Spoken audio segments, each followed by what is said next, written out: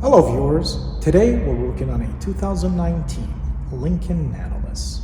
This vehicle is experiencing an all-wheel drive malfunction.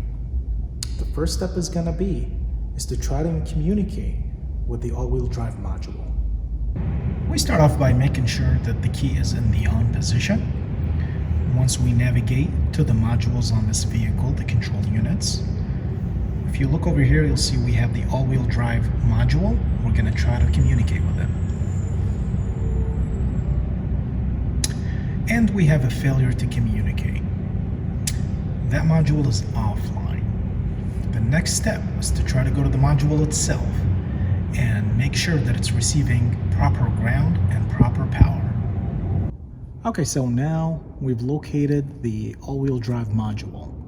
It is located under the passenger seat below the vehicle, undercarriage. You're going to have to remove this cover to get access to it. I've already disconnected it, and I've also removed the cover in the back so you can have a look at the wire coloring scheme. If you look here, this is our ground. It's black with a stripe of green. We're checking for ground. And as you can see, we have ground. Now, to check for power, according to our schematics, this gray wire is supposed to be carrying our high current power. And if you check it, there is no power. We're missing power feed. Now, one thing about this test you have to be aware of, it does have limitations. We're simply checking for the presence of voltage. That does not mean you're getting enough current. So in your specific case, you might end up having to do a voltage drop on both the ground side and the power side to make sure that you're receiving, or the module is receiving, enough current to operate properly. All right, so now we suspect that we have an open in the circuit. We are not receiving power at the module. Looking at the factory schematics, we see that there are 3 circuit breakers or fuses that could be responsible for that open circuit. 2 of those fuses are in the battery junction box. The third, which is the likely suspect, is located inside of this relay itself. There is a circuit board and a 40 amp fuse. This is the all-wheel drive relay. The manufacturer might refer to it as an auxiliary junction box. It will be located right here in the wiring harness.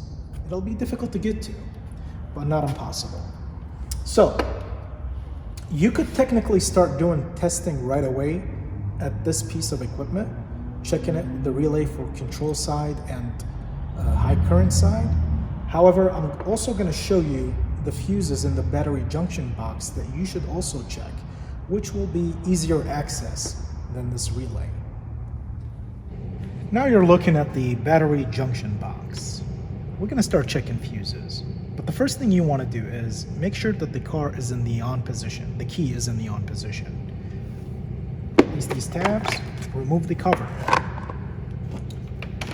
This fuse right here, fuse 12, it's supposed to supply 15 amps, which is low current, to that relay that I showed you. This is the control side of the relay, and it needs to be energized as soon as you put the key in the on position. So basically that relay is supposed to be energized all the time. Now we're going to check this fuse to see if it has an open. And it doesn't. So we have proper voltage. Doesn't look like we have an open. The control side of the circuit to that relay should be okay. But to be exact, you have to check it at the relay. So now this fuse is no longer a suspect. The next fuse is called a high current fuse, and it's going to be located under this box. And in order to get to it, we have to remove these connectors and remove this whole box to get access to it. I'll show you.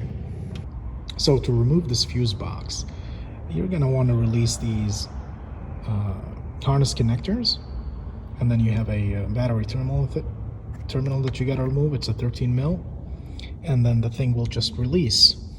If you look close right here, you see the 60 amp fuse. To check this because this thing is supposed to be energized all the time, even if the vehicle is off, you can check basically both sides for voltage, basically. So if we check this side, we got power, and we check the other side, we got power. So this fuse is no longer suspect, and it's providing the voltage that it's supposed to. Now, the only remaining suspect is that relay over there. All right, so on this vehicle, we've located the open. It was a J-case fuse, a 40 amp fuse, located inside of that relay that I showed you, which is buried down here. In order to get access to this fuse, you'd have to cut open the face of that relay, pull the circuit board out, and you will see this fuse. In our case, it was open, clearly. We had it replaced, and then we used epoxy glue to glue the face of that relay back in. And we basically positioned it back in the vehicle. Our next step is to see if we can now communicate with the module. All right, so now we have everything plugged back in. We'll turn the ignition on, and we're gonna try to communicate with the all-wheel drive. Yep, we succeeded. Now we have access to the module. Let's read the codes and see what this module is trying to tell us.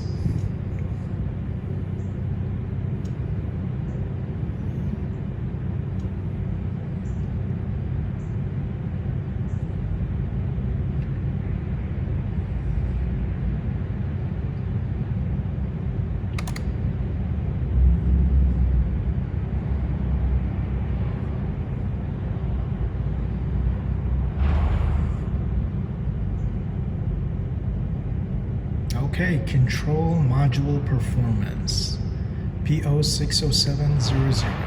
Now this code, according to the manufacturer, means that the module is internally compromised, and there is a good chance that it will blow that new fuse also.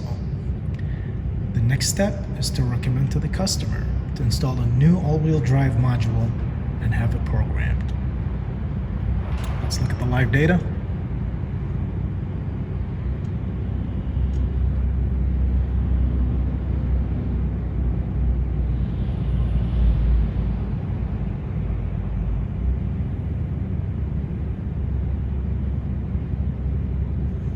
So for now, we'll consider this a band-aid.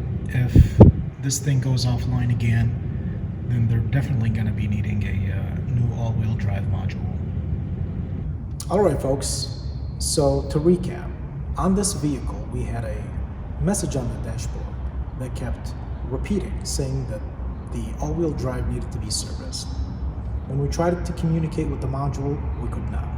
When we went to the module and checked for power and ground, it was missing power.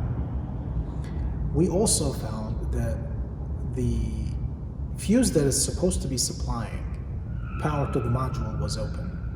The question is, why was it open? Fuse is a circuit protection device. It opens if there's excess current flow. So there is a possibility that this module is compromised and will need to be replaced. However, for now, replacing that fuse, let's consider it a fix. If the problem returns and the fuse opens again, then a module will be needed. But until then, we'll consider this a fix, and it might work the same way in your vehicle. Good luck to you on your repair.